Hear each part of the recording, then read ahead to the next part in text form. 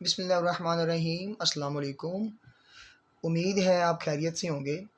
आज के लेक्चर में हम क्लास 11 की फ़िज़िक्स का चैप्टर नंबर 3 डिस्कस करेंगे, जिसका आज का हमारा टॉपिक है applications of centripetal force.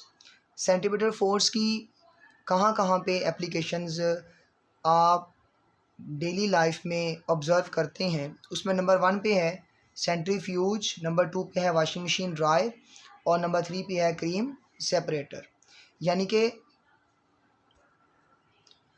Centripetal force कहाँ कहाँ पे यूज़ हो रही है, इन तीनों के अंदर हम इनको डिटेल से पढ़ेंगे। और ये लॉन्ग क्वेश्चन भी आ सकता है और तीनों अलग अलग से आए तो ये शॉर्ट क्वेश्चन में भी आपसे पूछ सकते हैं। ठीक है, सबसे पहले तो आपको ये पता होना चाहिए कि आपने सेंट्रीपिटल फोर्स को अंडरस्टैंड किया हुआ है।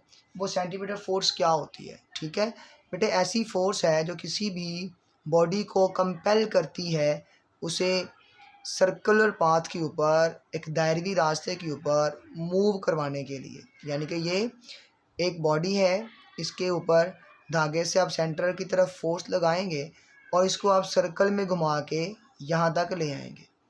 फिर यहाँ पे सेंटर की तरफ धागे से आप फोर्स लगाएंगे और इसको यहाँ जाने से रोकेंगे और इसको कर्व पाथ में यहाँ तक ले आएंगे। ये फोर्स जो इसको यहाँ से यहाँ लेके आई, यहाँ से यहाँ लेकर गई, ये क्या होती है? Centripetal force. यानी कि दूसरी आप लोग वर्डिंग में ये कह सकते हैं कि ऐसी फोर्स है जो क्या करती है, लीनियर पाथ को, लीनियर को एक टेंडेंशियल वेलोसिटी को वो कर्व पाथ में कन्वर्ट कर देती है। तो अगर कोई बॉडी सर्कल में घूम रही होती है ना, तो अगर वो सर्कुलर पाथ में कंटिन्यूसली मूव कर रही है तो इसका मतलब क्या होगा कि उसके ऊपर एक लगातार कंटिन्यूसली कंसिस्टेंसी के साथ एक फ़ोर्स अमल कर रही है जो कि दायरे के सेंटर की तरफ होती है। उसे कहते हैं सेंट्रीपिटल फोर्स। अगर ये फोर्स ना मिले इस बॉडी को सर्कल में घुमाने के लिए तो ये बॉडी सर्कल से आउट हो जाएगी, यानी कि यहाँ से इधर को चली जाएगी। यहाँ पे अगर ये फोर्स ख़त्म हो जाए तो ये बॉडी यहाँ से इधर सीधी यहाँ से मूव कर जाएगी, यहाँ से इधर मूव कर जाएगी और यहाँ से इधर मूव कर जाएगी। साबित क्या हुआ कि अगर सेंट्रीपिटल फोर्स आप किसी चीज़ को प्रोवाइड करते हैं तो फिर ही वो सर्कुलर पाथ के ऊपर मूव कर सकती है, इसके अलावा उसके पास मूव करने का कोई चांस नहीं है। अब इसी चीज़ को हमने, इसी कॉन्सेप्ट को सेंट्रीफ्यूज में भी यूज़ करना है आपने बच्चे, और वॉशिंग मशीन ड्रायर में भी। ठीक है, इस कॉन्सेप्ट को यूज़ करेंगे और क्रीम सेपरेटर में भी आप इसको यूज़ करेंगे। सबसे पहले हम समझते हैं सेंट्रीफ्यूज क्या है। ये बहुत हाई स्पीड के साथ घुमाने वाली मशीन है जिसमें आप ब्लड का सैंपल किसी ट्यूब के अंदर डाल के रख देते हैं और वो ट्यूब क्या करती है, वो ट्यूब बड़ी हाई स्पीड के साथ मूव करेगी, घूमेगी। घूमने से ज़ाहिर बात है अगर वो कंटिन्यूसली उस ब्लड के जो पार्टिकल्स हैं, ब्लड सेल्स हैं, सारे रोटेट करते हैं, सर्कल के अंदर घूमते हैं, तो उन्हें क्या चाहिए होती है? Centripetal force. लेकिन जो भारी चीज़ होती है, वज़नी होती है, उनको घुमाने के लिए हमें सेंट्रीपिटल फोर्स भी ज़्यादा चाहिए होती है, क्योंकि सेंट्रीपिटल फोर्स का जो फार्मूला है वो mv²/r है। तो यहाँ अगर मैस को इंक्रीज़ कर देंगे आप, इन दोनों को सेम करते हुए, रखते हुए, तो सेंट्रीपिटल फोर्स भी वहाँ पे ज़्यादा हमें रिक्वायर होती है उस पार्टिकल को सर्कुलर पाथ में मूव करवाने के लिए, जिसका मैस क्या है? m। तो यहाँ से क्या हमें रिज़ल्ट मिला कि सेंट्रीफ्यूज मशीन अगर ब्लड के सैंपल को घुमा रही है ना, तो ब्लड के सैंपल के अंदर डिफरेंट पार्टिकल्स हैं, हल्के और भारी हैं। जो भारी होंगे उनको सेंट्रीपिटल फोर्स ज़्यादा चाहिए और जो हल्के होंगे उनको कम चाहिए। हल्के तो घूमते रहेंगे, थोड़ी सी सेंटीमीटर फोर्स उनको मिलेगी और वो सर्कल में रहेंगे, लेकिन अगर जो भारी हैं वो सर्कल से आउट हो जाएंगे। जैसे यहाँ से धागा टूट जाए तो ये बॉडी यहाँ से क्या हो जाएगी? सर्कुलर पाथ से आउट। यहाँ से धागा टूट जाए सर्कुलर पाथ से आउट, तो लिहाजा वो जो भारी ज़रात होंगे ना, वो क्या हो जाएंगे? भारी ज़रात थोड़ा सा दूर दूर हो जाएंगे। ठीक है, और जो हल्के होंगे वो ज़रा करीब करीब आ जाएंगे। ठीक है, तो लिहाजा हम ये कह सकते हैं कि इनमें डेंसिटी में फ़र्क आ जाएगा, डेंसिटी में डिफरेंस आ जाएगा, जिसकी बेस पर आप डिफरेंट टेस्ट को रिजल्ट कर सकते हैं, उसको कंक्लूड कर सकते हैं। ठीक है, तो लिहाजा सेंट्रीफ्यूज मशीन क्या करती है, पार्टिकल्स को डेंसिटी के हिसाब से अलग अलग कर देती है।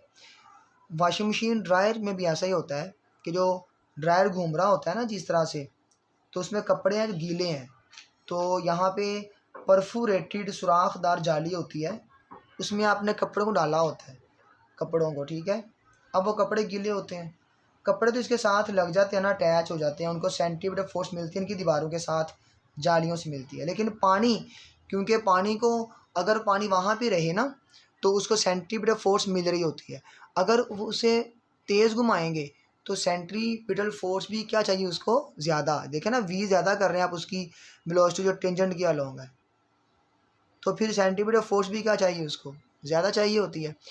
तो ज़्यादा उसको मिलती नहीं है पानी के मालिक्यूल्स को, तो लिहाजा वो क्या करेंगे, इस सुराखों से, इन सुराखों से बाहर पानी चला जाएगा और उस पानी को यहाँ पाइप के ज़रिए आप कलेक्ट कर लेंगे।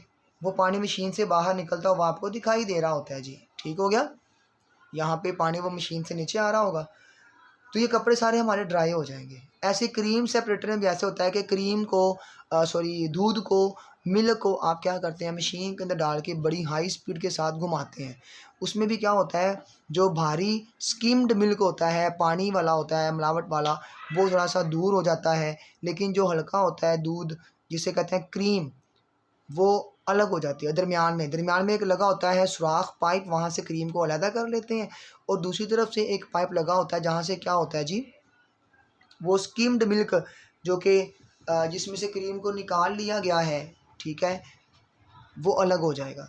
तो ये अलग अलग क्यों हुआ क्रीम सेपरेटर के अंदर, कि वहाँ पे कुछ ऐसे हिस्से हैं दूध के जो कि भारी हैं, उनको सेंट्रीपिटल फोर्स नहीं मिली, तो वो साइड पे चले जाएंगे, दूर चले जाएंगे, और जो हल्के उनको मिलेगी वो दरमियान में आ जाएंगे।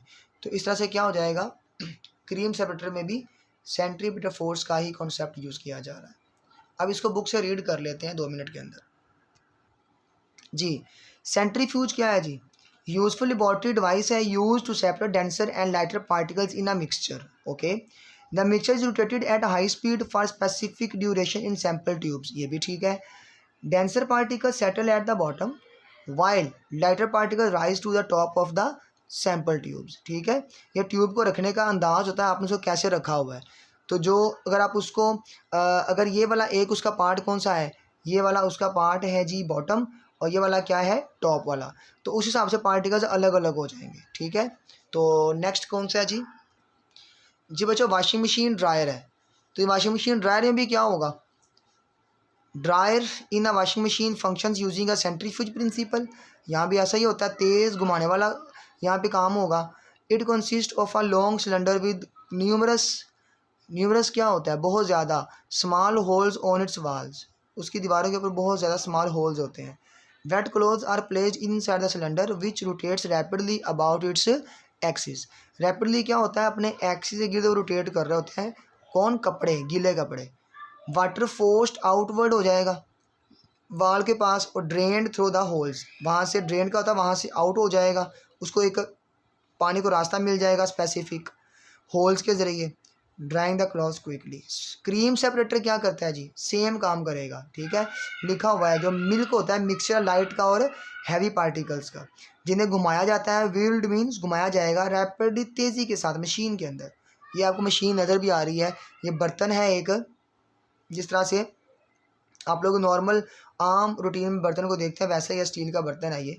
Light particles collect near the axis of rotation, क्योंकि वो मैस कम रखते हैं, उनको घुमाने के लिए कम सेंट्रीपिटल फोर्स चाहिए, तो वो इजीली सेंटर के करीब आ जाएंगे। While heavy particles move outward, अब ये आपको अच्छे से पता है कि हैवी पार्टिकल्स आउटवर्ड मूव क्यों करके गए हैं।